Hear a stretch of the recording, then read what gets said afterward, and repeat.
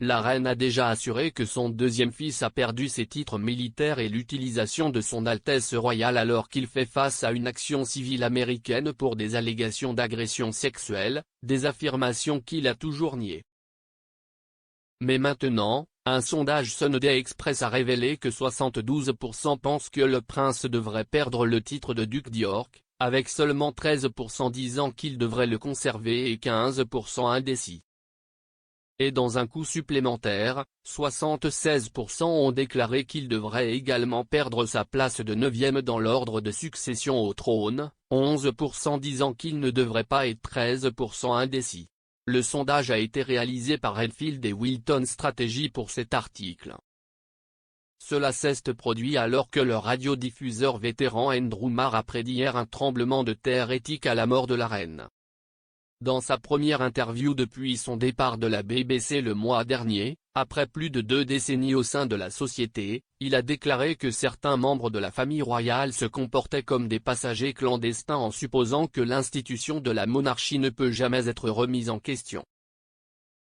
Monsieur Marr a ajouté qu'il s'attendait à ce que le prince de Galles et son fils le duc de Cambridge orchestrent un nettoyage lorsqu'ils seraient en charge, dans le but de maintenir le soutien du public.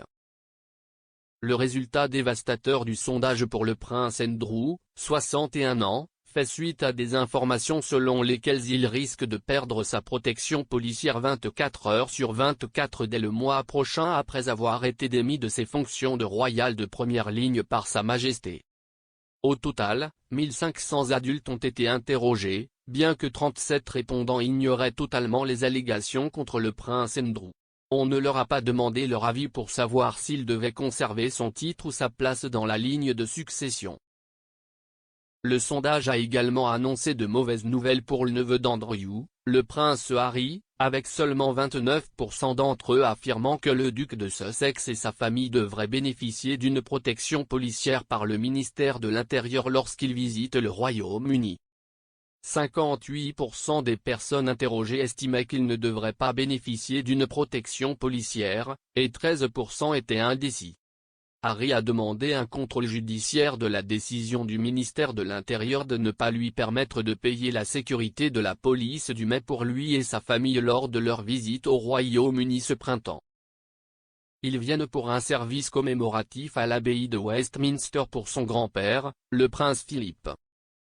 On avait espéré que Harry et Meghan, qui vivent maintenant en Californie, présenteraient enfin leur fille de 7 mois, Lilibet, à la famille royale, qui aurait également une occasion rare de voir leur fils Archie, 2 ans.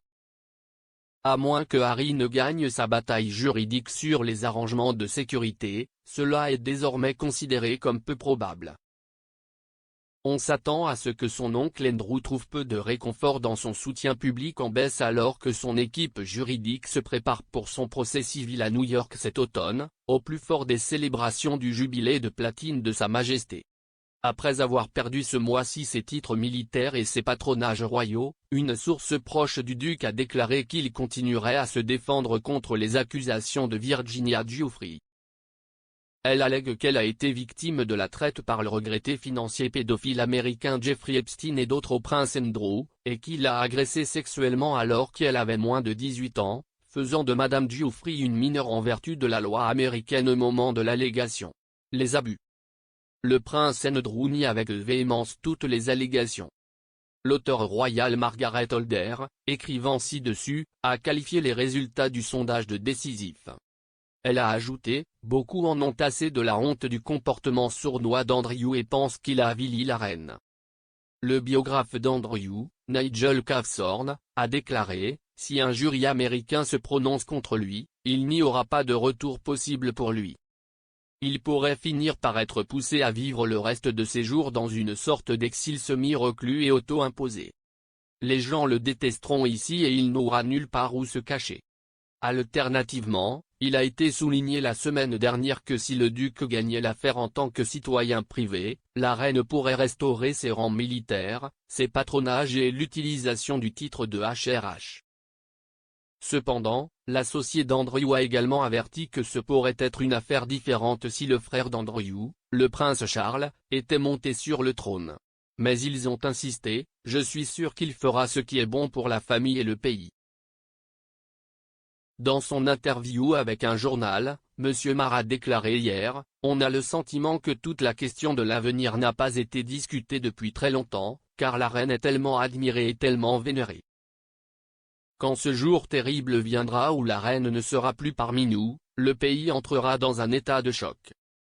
Ce sera comme un tremblement de terre éthique et je ne pense pas que l'on comprenne ou apprécie pleinement comment cela va être un moment absolument énorme dans toutes nos vies. » Il a ajouté, « Je sais que le prince de Galles a des plans pour réformer la monarchie, il semble que Charles et William orchestreront un nettoyage.